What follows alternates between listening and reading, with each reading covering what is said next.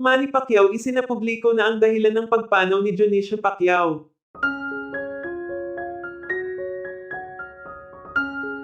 Patuloy na pinag-uusapan ngayon ang dahilan ng pagpanaw ng ina ni Manny Pacquiao na si Mommy Dionisio Pacquiao.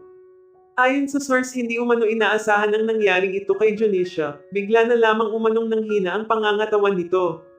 Dahil na din umano sa edad nito kung kaya hindi na umano kinaya pa ng katawan nito. Samantala nagsalita na din ang anak ni Dionisio na si Manny Pacquiao sa pamamaalam ng kanyang ina.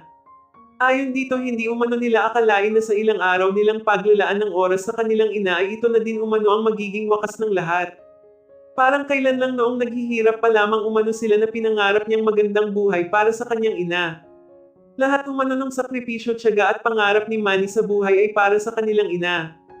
Hindi umano naging madali ang lahat. Lahat umano ng paghihirap ni Manny ay mula sa suportang bigay ng kanyang ina. Nagpapasalamat din si Manny sa mga taong alam niyang napasaya at naibigay niya ang dapat para sa kanilang ina. Hiling umano ni Manny ang kapayapaan sa puso ni Mommy Dionisio. Nagpapasalamat din siya sa mga taong nag-alay at nagbibigay ng taos-pusong pagdarasal para sa kanilang natatanging ina. Wala umanong katumbas ang buong pusong pasasalamat ni Manny. Alam umano niyang kung nasaan man ngayong si Mommy Dionisio ay masayang-masaya ito dahil sa lahat ng taong nagmamahal sa kanya. Samantala sa ngayon umano ay nagsasagawa ng public viewing para sa lahat ng nais na makiramay at mga taong nagmamahal kay Dionisio Pacquiao. Ayon kay Manny, i-announce umano ito kung kailan.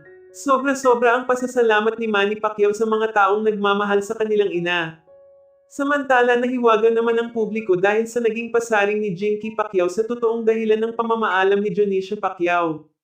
Nagpapahiwatig umano ito sa totoong dahilan ng pagpanaw ni Dionisio. May ilan na nagsasabing baka dahil umano sa mana na iniwan ni Dionisio kung kaya may taong nais itong mawala ng maaga, dahil na din sa katandaan nito kung kaya hindi na din ito kinaya pa. Ayon sa ilan, kung ano man umano ang totoo, sana mahanap nila ang hustisya para kay Mommy Dionisio Pacquiao.